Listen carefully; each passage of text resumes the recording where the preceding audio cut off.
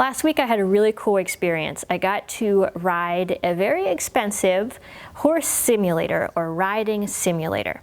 So I'm Callie, and this is the CRK Training weekly video show. And on the show here, I like to share different riding tips and training ideas and horse care information. So today's video is a little bit different, but I wanted to just tell you about this simulator and what I found out about my own riding, and also why I feel that if you ever have the opportunity to try out one of these simulators, it can be not just a really fun experience, but it can actually really help your riding.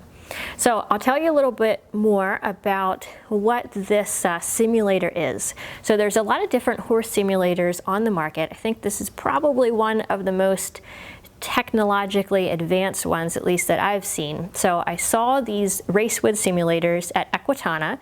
I was aware of them before, but I'd never actually seen one in person. They have several different models. So they have a racing one, they have a dressage model, which is what I got to try, and they also have an eventing model, which actually jumps, and I've heard that it actually falls too, or at least simulates a fall. So the dressage model that I got to test out would do walk, trot, and canter, and it would also do collected and I don't think they called it extended, but it was basically an extended version of each of the gaits.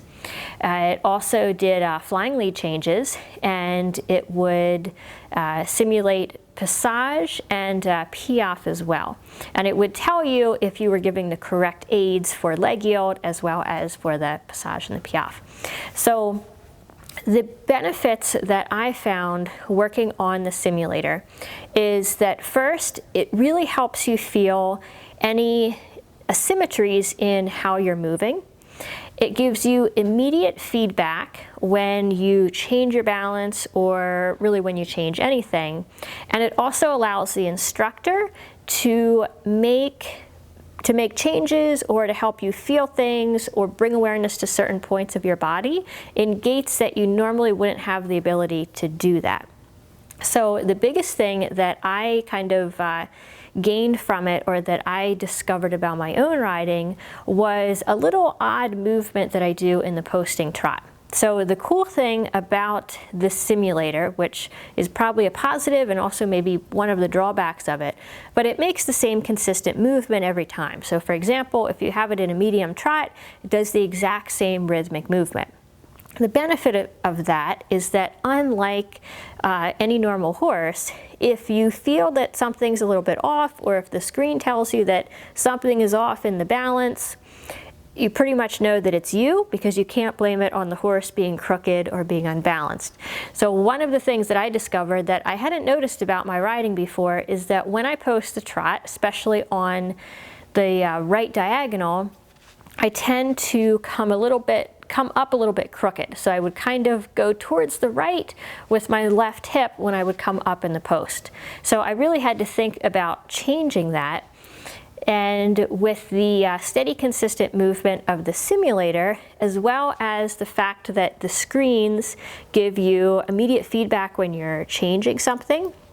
So it's set up that it gives you feedback on your balance, basically how much your weight is shifting. So it gives a little red dot that you try to make as small as possible that tells you when you're steady, the smaller the dot is.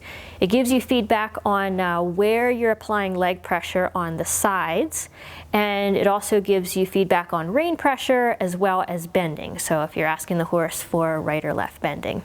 So when you change anything, you see it right away.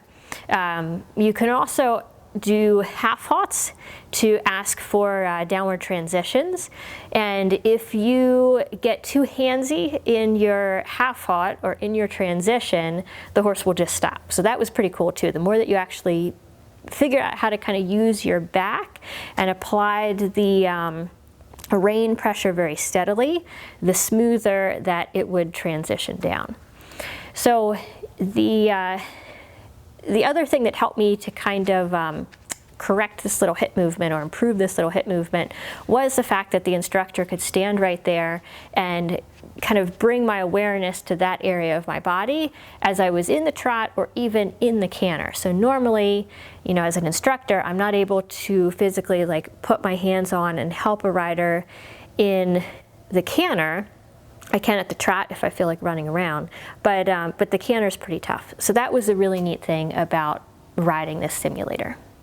After my kind of technical lesson on the simulator where I was working on movements and my balance and my steadiness, I got to take it on a little bit of a trail ride. So the screen changes from, I thought of it as like work mode and feedback mode, to you can actually go out and ride in the dressage ring. So you can ride a practice test, or you can take it out for a little trot or canter along a winding lane. So that's how we closed out my ride on the simulator. So if you ever have a chance to try one of these things out, I would really recommend it. It can give you some pretty cool feedback on your riding, and we'll have some more information about this specific one that I went to down below this video at crktrainingblog.com.